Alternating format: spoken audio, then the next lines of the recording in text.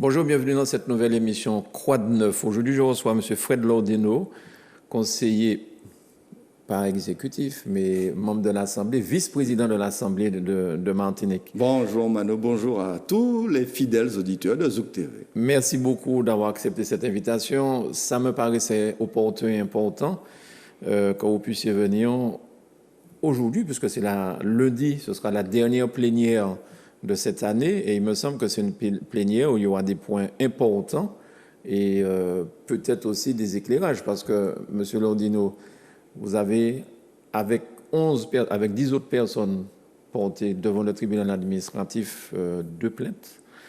Et qu'est-ce qu'il en est? Et ensuite, la partie du président Marie-Jeanne, il y a 15 personnes qui, semble-t-il, disent que vous n'avez pas parler en leur nom. Qu'est-ce que vous pouvez nous dire à ce sujet? La plénière sera animée, très certainement. Semble-t-il très animée. Très dense, 73 points, c'est beaucoup trop, comme j'aime à le dire. Il y a trop de points dans les plénières. Et peut-être même, faut-il prévoir qu'elle se prolonge le mercredi. Donc, puisqu'on a terminé... Il y aura une trêve à Noël quand même. Voilà, j'espère. En tout cas, même si on n'a pas chanté beaucoup de cantiques, je salue les Martiniquais pour leur prise de conscience et leur discipline. Il n'y a pas eu beaucoup de cantiques, je n'ai pas entendu, mais vous savez, le risque de contamination, le président de la République lui-même est aujourd'hui contaminé, et peut-être que d'autres personnes, nous devons prendre nos précautions. Donc, cette plénière, elle va durer. Présentiel ou... En visioconférence, toujours. Ah, toujours en visio? Toujours en visio. D'accord. Parce que le risque est toujours important de contamination. Le virus circule, même si ça diminue un peu en Martinique, mais il ne faut pas qu'on sous-estime les effets. J'ai eu des amis qui ont été atteints, que j'ai vu de leur sortie de l'hôpital. C'est quand même très impressionnant. Et j'espère que tous mes amis et les autres vont retrouver rapidement leur santé et qu'on aura le moins de contamination possible.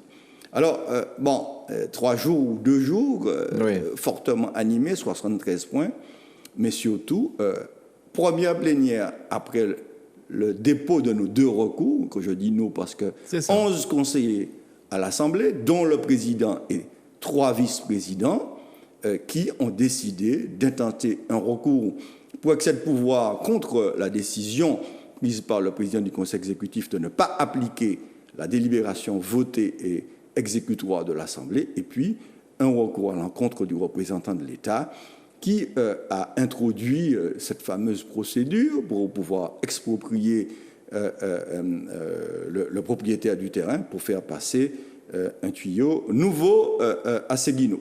Voilà, donc il y aura très certainement en début de séance une activité très dense autour de ce dossier. D'accord.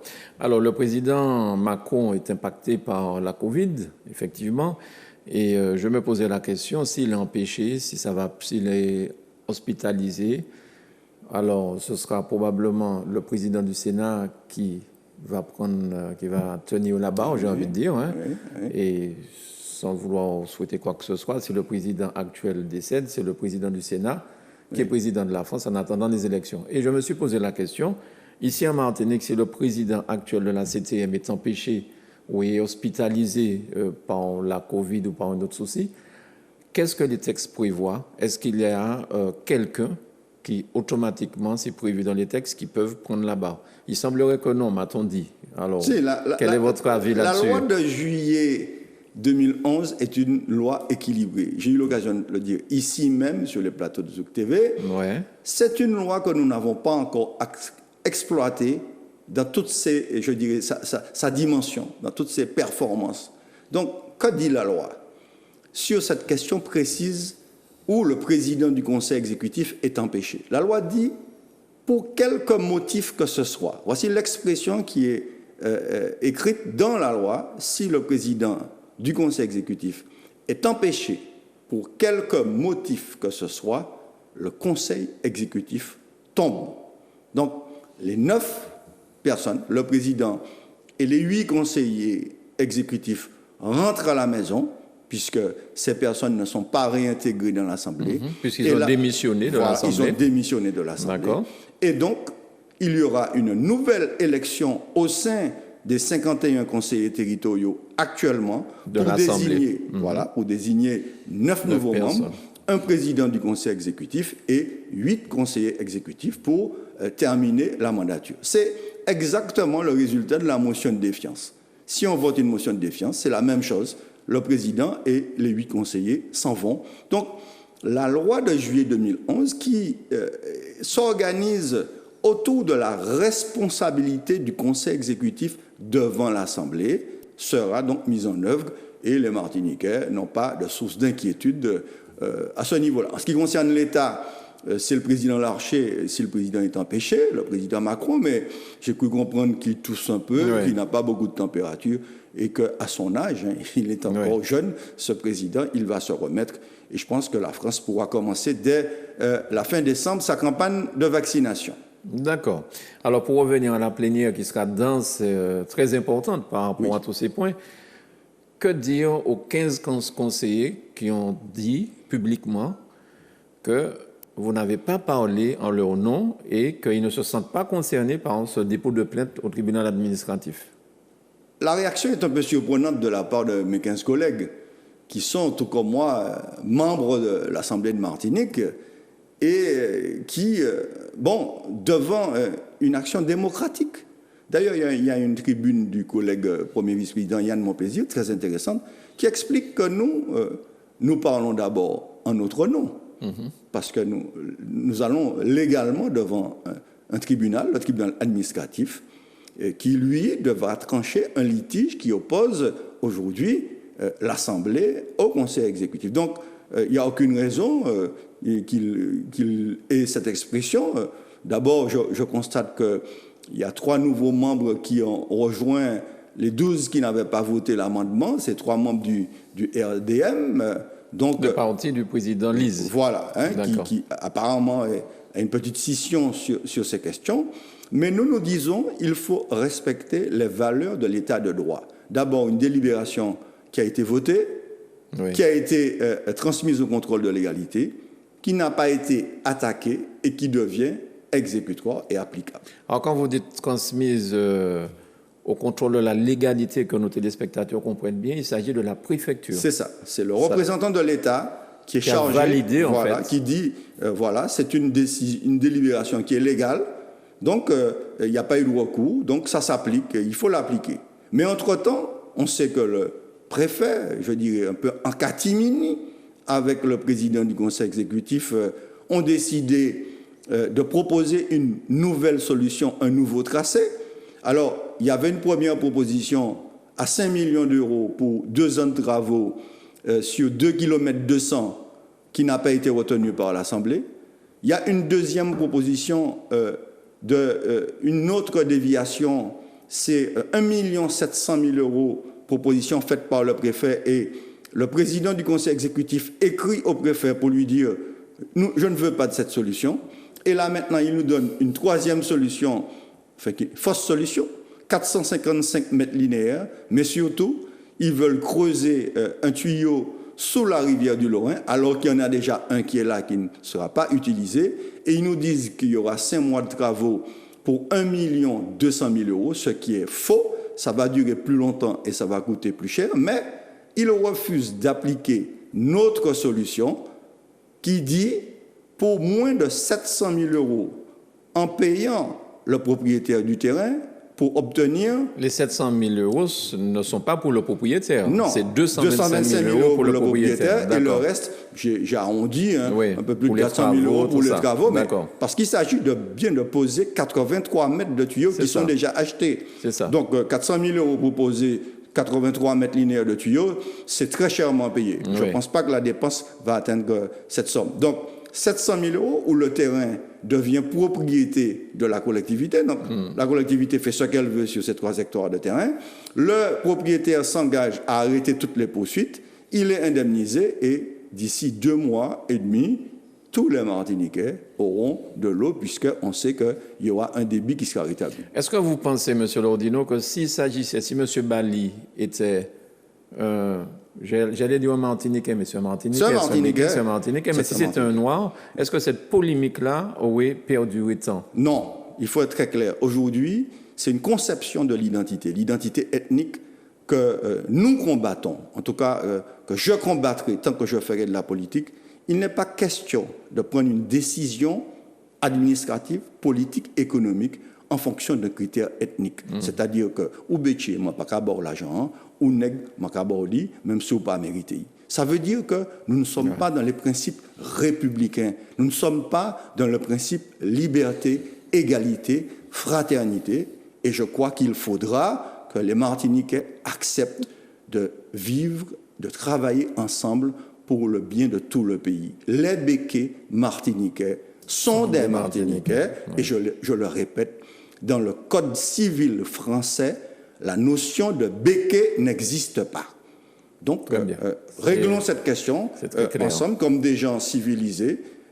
Travaillons sur les autres dossiers. Là, il y a un dossier sur le financement d'Odyssey pour régler le problème d'assainissement. Il y a le plan Lumière pour Fort-de-France à 7 800 000 euros où la ville n'aura apporté que 450 000 euros. Il y aura d'autres dossiers. Les marins-pêcheurs qui attendent des machines à glace depuis des années. Alors là, maintenant, à la veille de l'élection, on fait un dossier européen, vite fait, on va financer 3 machines à glace, alors que les professionnels attendent ces choses depuis très longtemps. Et un dossier qui va certainement aussi faire couler, en tout cas de la salive, à défaut d'encre, c'est les aides aux entreprises, c'est-à-dire les fameux prêts que la collectivité, via BPI France, doit accorder aux entreprises martiniquaises. C'est insuffisant.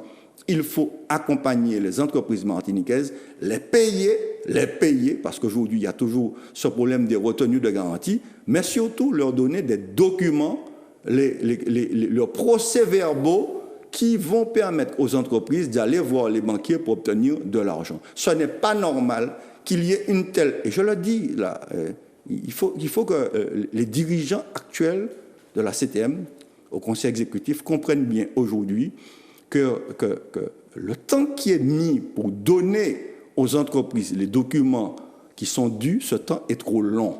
Il faut être plus rapide, il faut arrêter de centraliser les choses, il faut donner des prérogatives aux cadres compétents que je salue ici. Bon, ils ont finalement installé une partie des cadres à l'immeuble Fouche, là, l'ancienne maternité. Enfin, je suis bien content. Les agents ont de meilleures conditions de travail. L'immeuble, on avait commencé et ils l'ont terminé. Comme le dit Chelcher, il faut qu'ils terminent ce que nous avons commencé et qu'ils ne fassent pas, qu'ils ne perdent pas du temps, comme le cyclotron ou bien comme le centre Emma Aventura qui n'avance pas, qui n'a pas avancé en 5 ans. D'ailleurs, apparemment, qui sont ou qui vont entrer en grève là, lundi.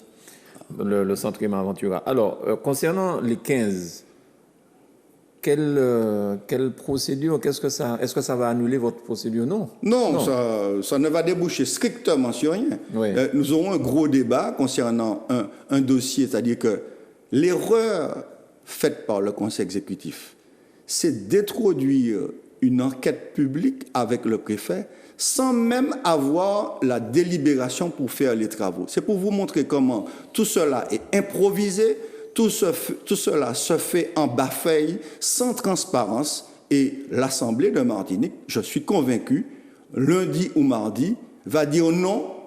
Pour le moment, on applique la décision qui a été votée par l'Assemblée, c'est-à-dire de signer une convention transactionnelle.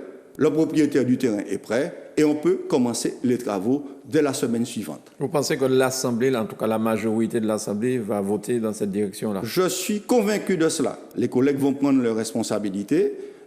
Il y va, je le répète, de la crédibilité de cette Assemblée.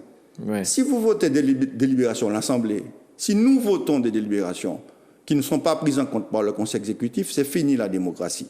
Il n'y a plus de démocratie. Donc, les collègues, je suis conscient que chacun va prendre ses responsabilités.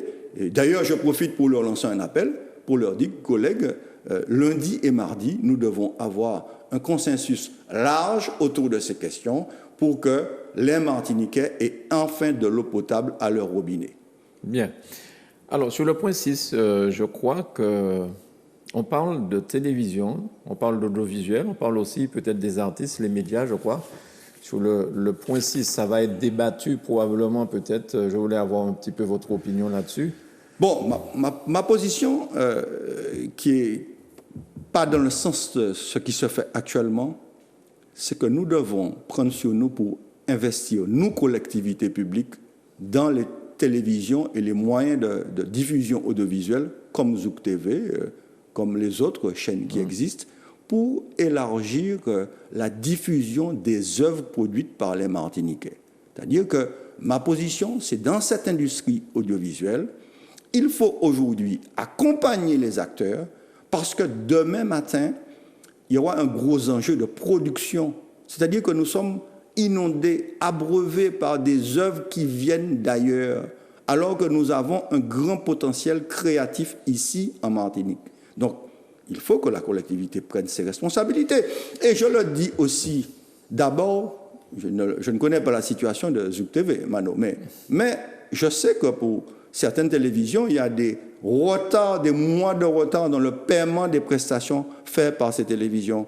Qu'est-ce que la CTM attend pour payer les factures? Parce que vous avez des salariés, vous produisez, vous faites vivre aussi des artistes. Aujourd'hui, il nous faut un gros projet pour permettre aux artistes de produire, je dirais, de manière numérique, dématérialisée. C'est-à-dire qu'il y a une plateforme, je crois, qui existe en Guadeloupe. Donc, sur cette affaire, je trouve que la collectivité territoriale a une attitude qui est très frileuse et qu'il faut accompagner, par exemple, les grands événements. Voilà un succès pour le pays, l'Aïol, qui est aujourd'hui au patrimoine de l'UNESCO.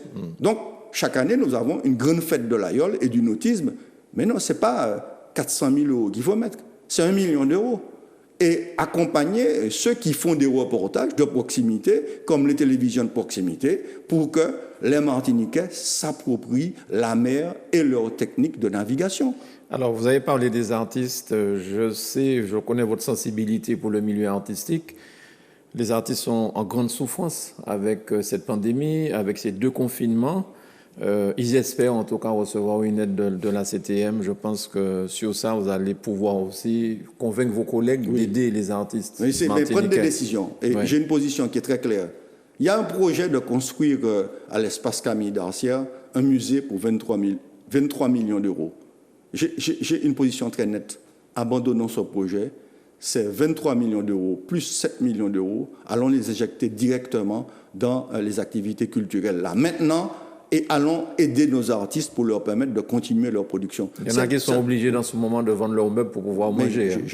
Mais on a eu des drames, vous vous souvenez, à l'Atrium, et ça peut revenir. Mais il y a une sorte d'aveuglement aujourd'hui du Conseil exécutif qui refuse de prendre en compte la réalité des difficultés des entreprises du secteur culturel. On voit ce que aujourd'hui Mme Bachelot entreprend, comment c'est une dame dynamique qui fait que le gouvernement s'implique autour des acteurs du secteur culturel. Eh bien, nous, en Martinique, on parle beaucoup, mais on n'agit pas beaucoup.